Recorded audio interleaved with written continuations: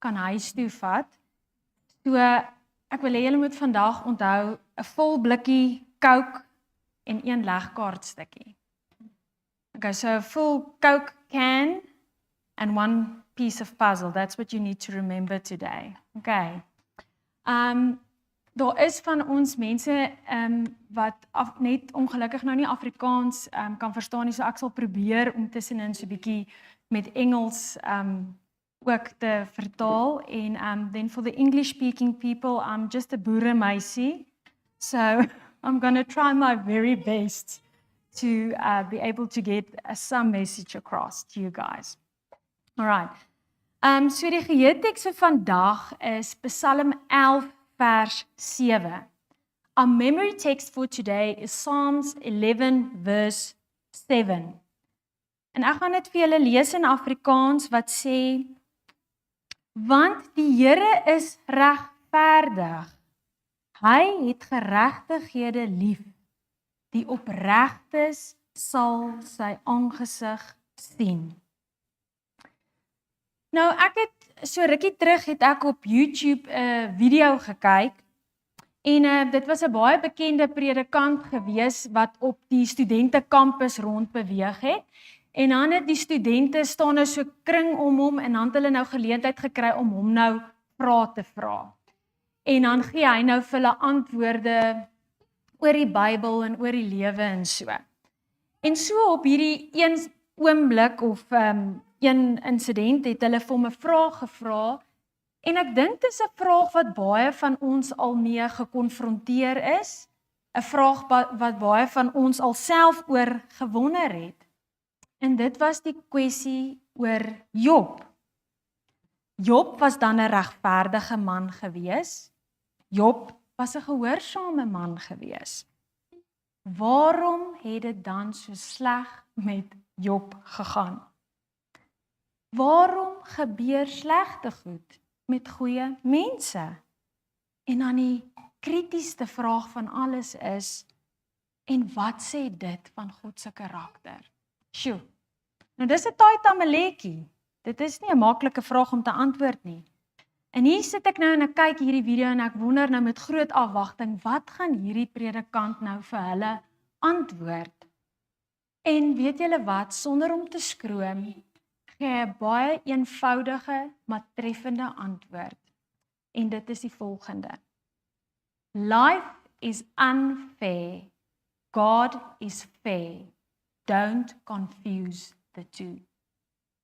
Ek gaan dit weer vir julle sê. Life is unfair. God is fair. Don't confuse the two.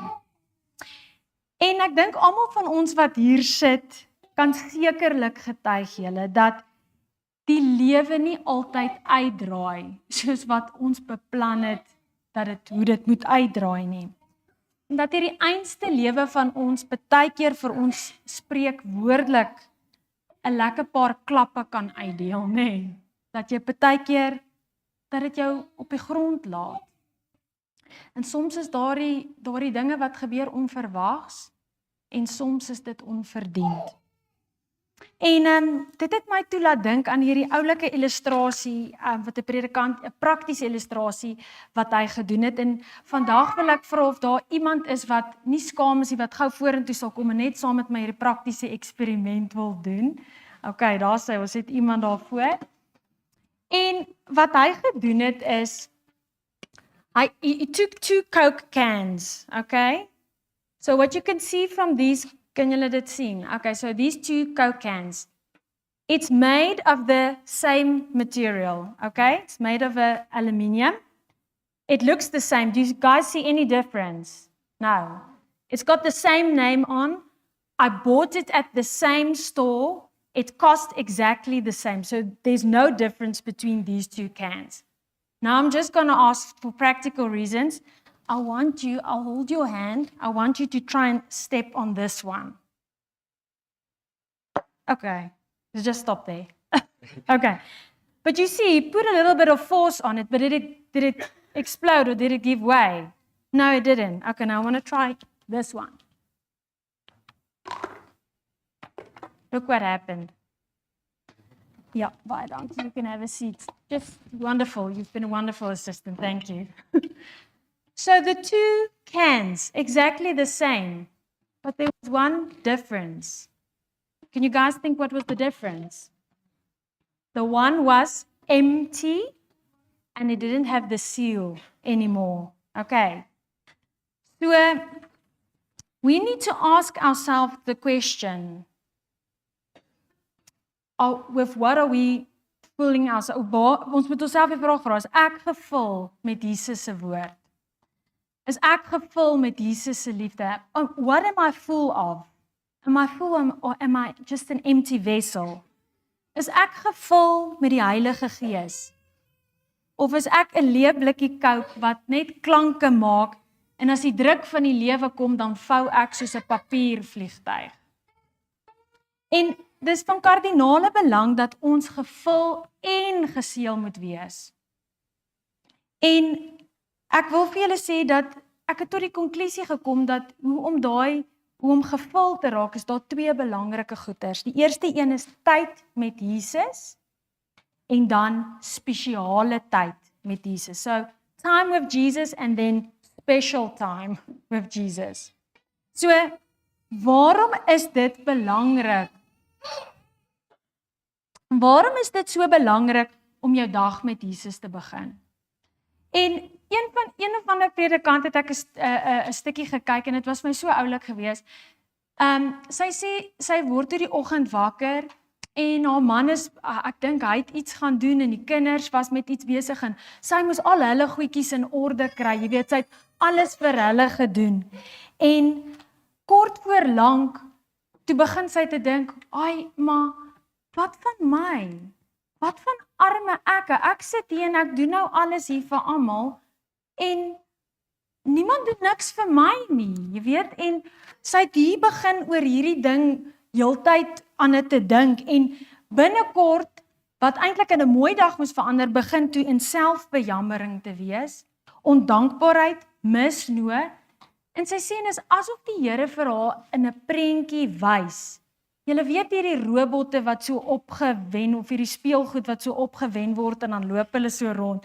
En sy sê dis asof die Here vir haar wys in haar geestesoog. Sy's besig om opgewen te raak soos hierdie robot wat heeldag rondloop. What about me? What about me? What about me? Me.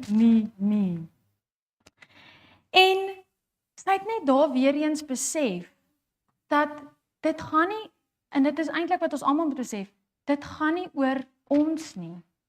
Dit het nog nooit oor jou gaan. It's not about me. It's about someone else or about Jesus. En ons het vanoggend van dit in die lesstudie gepraat, Johannes 3 vers 30 wat sê, hy moet meer word en ek minder. Jesus came down to become a servant. So, sy sê toe, begin jou dag met Jesus, want hy is die een wat jou hart vernuwe vir daai dag. En hy is die een, gaan drink van die fontein van hom, sodat jy lewende water weer kan uitdeel vir ander mense. Want kom ons kyk wat gebeur. Nou begin jy jou oggend, as jy nie jouself volmaak van Jesus nie, weet julle wat gebeur? Satan kom en hy plant saadjies daar in jou gedagtes. Want weet julle wat? Satan kan jou nie maak om te sondig nie, maar hy kan idees in jou gedagtes plant en dan begin jy oor dit te dink. So nou begin jy te fokus op die goed wat Satan die dag vir jou in jou gedagtes sit. En dan voor jy weet, dan word dit al hoe groter. Hoe sê hulle daai snowball effek? En op die einde van die dag is dit hierdie leuns wat hy aan ons verkondig, wat misleidings is en op die ou einde twyfel ons in God se woord en ons sondig. Nou kan jy jouself vra, hoe kan jy weet of daardie saadjie gegroei het in jou hart? Hoe weet ons dit? Deur die woorde wat ons praat en die dinge wat ons doen. Dis hoe jy weet of jy daai ding water gaan gee het of nie. En julle weet Jakobus vertel dit so mooi. Wat sê hy vir ons? Hy sê geloof sonder werke is dood. Dit help nie net jy sê jy glo nie, want die duiwel het ook in Jesus geglo. Maar ons moet werke en ons dade moet wys dit wat ons glo. En aan die ander kant moet ons ook besef dat werke Sonder die motivering van liefde is slegs 'n prestasie wat jy probeer doen. Dit beteken ook dan nie regtig ietsie, so ons moet laat dit gedryf wees deur liefde. En dit was my so mooi geweest toe hulle praat van die definisie van die vrees van God. Ons moet die vrees van God hê. We have to have the fear of the Lord. And the definition of the fear of the Lord is you must be so scared to do something that will take you away from the Lord. You want to be in His constant presence. That's the true fear of the Lord. You are fearing to be without God. That's living in the fear of the Lord. En toe het hulle ook gesê, daar's 'n verskil tussen wat Jakobus daar vir jou sê is, geloof sonder werke is dood. Dit kom daarop neer, jy kry sincere faith and insincere faith. Sincere faith is what you say you believe and your works speak for itself. You can see that person is really walking with God. Whereas insincere faith is, I say I'm a Christian, but it's not reflecting in my life. And we have to ask ourselves, we have to do introspect and ask ourselves, are we practicing sincere faith? If not, if you can't see it in the way I treat others, in the way I speak, in the way I handle myself, in the way which I help someone else, if I can't see that, then I have to go back to God and help Him, ask Him to help me to fix this problem. So opregte geloof versus onopregte geloof. Daai tyd met Jesus in die oggend is bitterlik belangrik. En dan is daar, wat ek vir julle gesê het, spesiale tyd met Jesus. En wie kan vir my sê wat daai spesiale tyd is die Sabbat. Julle geweet die Sabbat is die seël van God. Dit is waaroor alles gaan, want die Sabbat verhouding is 'n verhoudingsgebod. It's a relationship commandment. It's something special. It's a time that God set apart that's extra special for us and for Him. Because on that day, He says, dis die heiligmaking wat plaasvind op daardie dag. So it's a space in time He took and He made it special for us. So, en dan moet jy jouself vra, hoe het God die dag spesiaal gemaak? En dit was eendag so mooi geweest vir my toe ek gesien het, toe sê hulle, toe Moses daar met die brandende bos gestaan het, toe sê God vir hom, trek uit jou skoene want jy staan op heilige grond. Wat het daai grond heilig gemaak? Die teenwoordigheid van God. The presence of God made it special. So that's important. That's why the Sabbath, we can't just choose any day that fits us because it fits into our schedule. Because there's a certain time that God set apart which His presence is especially there, and that's what makes it special. It's like having a wedding and the groom is not there. Is it still going to be a wedding? So why can't we, and we understand that practical part, we don't understand when we say the Sabbath. Saturday is an important day. If the groom's not there, it's not a wedding. And someone close to me he was talking to someone about the Sabbath, and I thought he really gave a wonderful answer, and I never thought about it like that. And they were talking about the Saturday, Sunday issue. And the person said to him, but you know what? Does the day really matter, you know? And the person said, he said, you know what? What is it to change a day? Thank goodness God is only asking us to change a day. He asked Abraham to sacrifice his only son. Did you guys ever think about that? What is it just to change a day? It's nothing. It's nothing compared to what you asked of Abraham. And you know what? Abraham was willing to do it. He was willing to sacrifice all for God.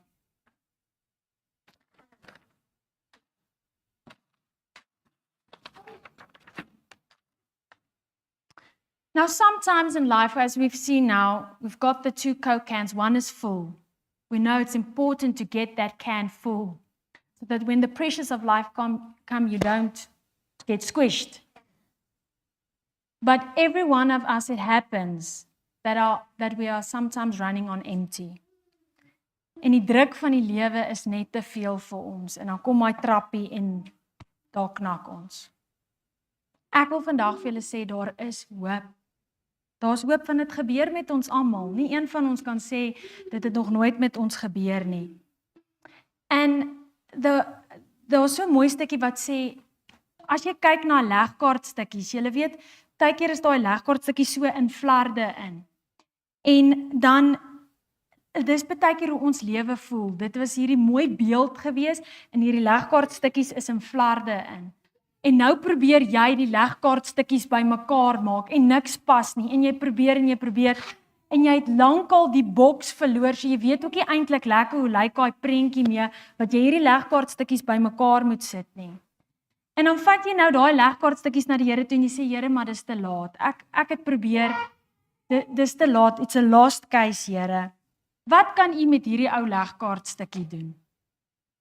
Maar weet julle wat, dis so wonderlik om te weet dat Jesus het nie sig verloor van die prentjie nie, al het jy dalk sig verloor van hierdie prentjie, hy het nie sig verloor nie. En dit was my so mooi geweest, toe sê hulle, as iemand 'n puzzle bymekaar sit, we are never awed by the picture at the end. It's never that awes you.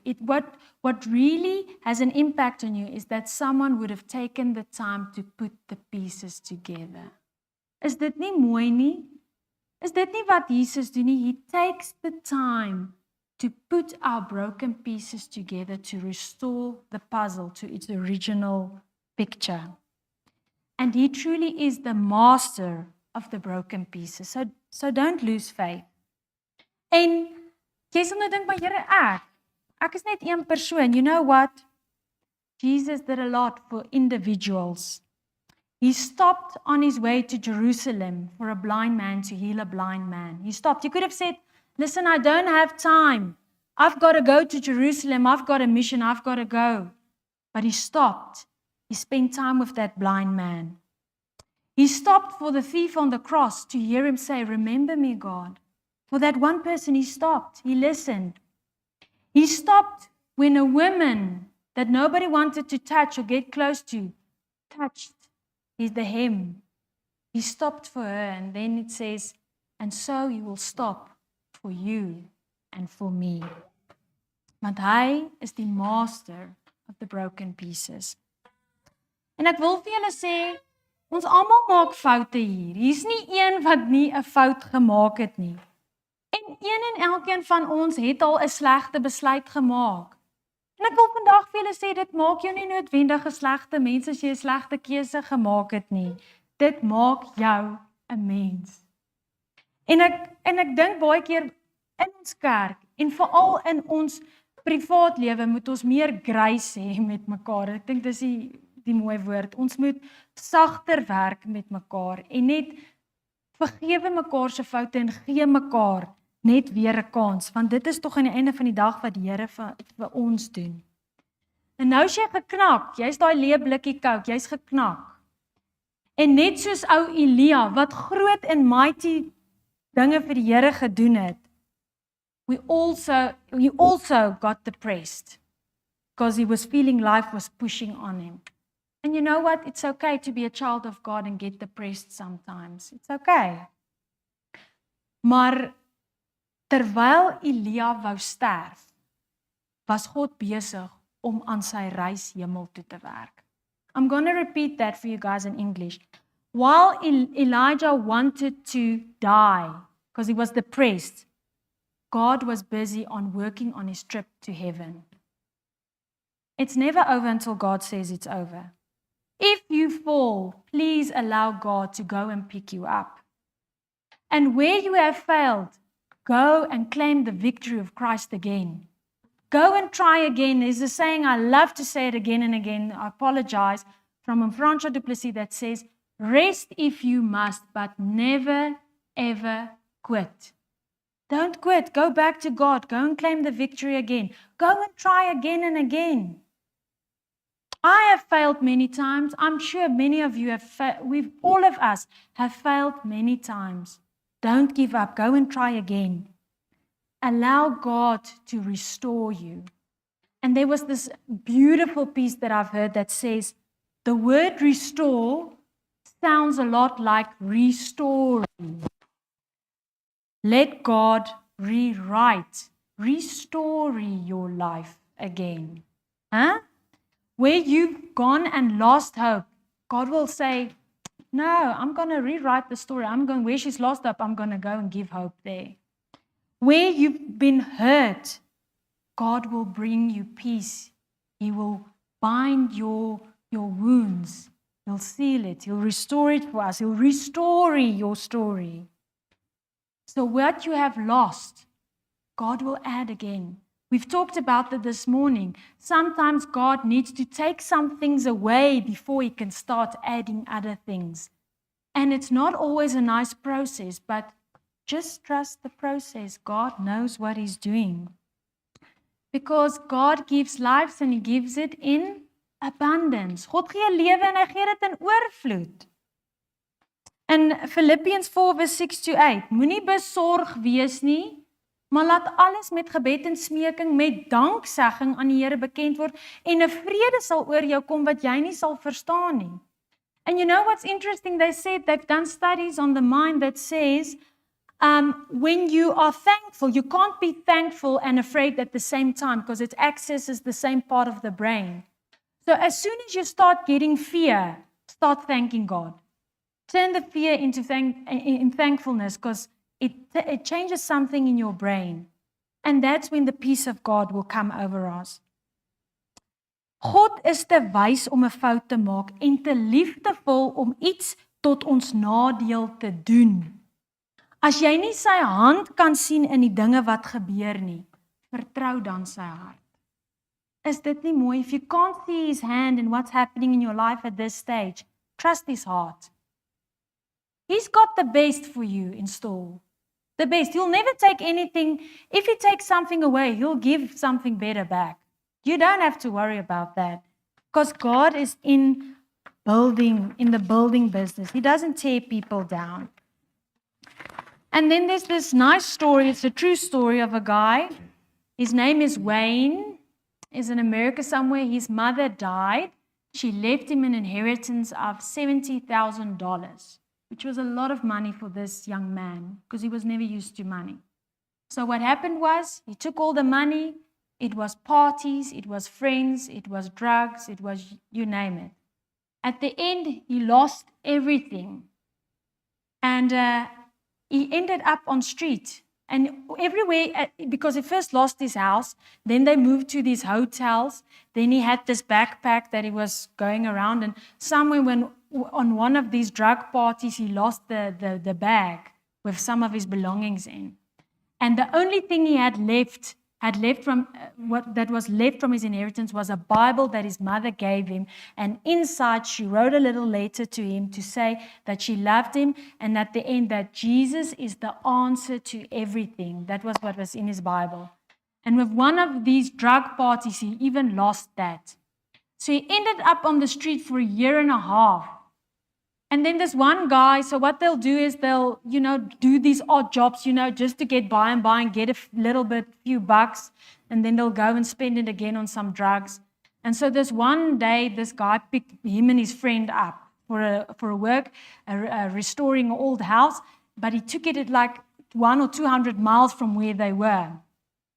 And so it was a double-story house. So at the lower part, he started, and his friend was in the upper compartment, and they were like just removing all of the stuff. And when he was finished on the lower floor, he went up to ask his friend if he can help him. And his friend said, "I'm almost finished, but there's some rubble. I threw a few things there. Let's just see if there's something of value there, then we can go and sell it." And you would not believe what did he find there. His bag with his Bible from his mother.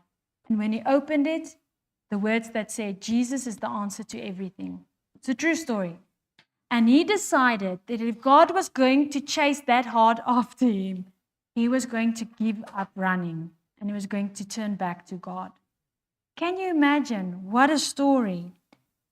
If you just think about what God has done for us, even in my own life, what God has done for me, that changes, that type of love changes you. Dit verander ons as ons sien hoe die Here met ons werk. Dit doen iets aan jou. And then I want to tell you guys, if God has done something like that for us, we must go out into the world and do that for someone else. Go and be that person for someone else. Because isn't that at the end of the day what it's all about? Becoming more like Jesus? And in Romans 2 verse 4, Romeine 2 vers 4, sê dit, of vir julle lees hierso. Romeine 2 vers 4. Of verag jy die rykdom van sy goedertierenheid en verdraagsaamheid en lankmoedigheid, omdat jy nie besef dat die goedertierenheid van God jou tot bekering wil lei nie. Everything that God does, He does for us to come back to Him. Alles wat hy doen, alles wat gebeur, is om ons terug te roep na hom toe. En die storie wat daarmee saamgegaan het, is 'n storie, it was a story of a Muslim a restaurant owner. And there was this Christian group of people who were sitting in this restaurant, and something went wrong. They didn't have waiters or something. They could see that this guy was struggling to get out all the orders and everything. And so what they went, the people, they were actually the clients of the restaurant. They went and they started being the waiters and, helping this guy out. And so at the end of the night, everything went well. And they said to him, wonderful. He said, "Thank you so much. I really appreciated it." And so they invited him, the pastor invited him to come to the choir practice. But this Muslim guy couldn't sing. It was his testimony that he gave, but he thought, now these people helped me, so I might as well just go and show my face. So he went to the choir practice, and so they practiced a little bit, and at the end, the pastor introduced him to everyone, and then the pastor made every one of the choir, he put up a roster, and everyone had to sign their names on the nights they were going to work and help this Muslim guy. And that's what they did. They helped this guy in the restaurant without asking any questions, nothing. And then what happened? This whole Muslim family came over to the church because they said they first showed up at our house before they asked us to show up at their church. Showing up for people, it makes a difference. Being there. Look what Christ has done for us and be that person for someone else. We've talked about it, even if it's something small. It's never small. God can change anything small into something big. So ons het altyd 'n keuse. We can, if life crushes you, you can decide. Are you going to become bitter, resentful, depressed? Or you're going to turn it around and fill yourself with God again and get that seal from God. The Sabbath truly is a blessing. I don't know about you, but I can really testify on keeping the Sabbath. It's a wonderful experience to have. A wonderful time that God has a special blessing for us. So, ons het altyd 'n keuse in hierdie lewe. And I want you guys to remember, fill up with God. Get from the fountain, from the true fountain, so that we can go and give to someone else. And even if you have a small little piece of puzzle, and you don't know where that puzzle fits in, you don't even know where the box is. It doesn't even look good, that little puzzle. Go and give it to God, because He's the master of the broken pieces. And that's, if you've forgotten everything, just please remember that. The character of God. Life is unfair. God is fair, and don't confuse the two. Just look at the wonderful character of God, and you'll see that even within the storms of our life, God is still at work. And I'm going to end off by saying my mother always said this to me when I got depressed and I didn't know what to do. She would always tell me, God is still on the throne. Nobody has taken His spot. He's still sitting there, and He's still ruling. Thank you.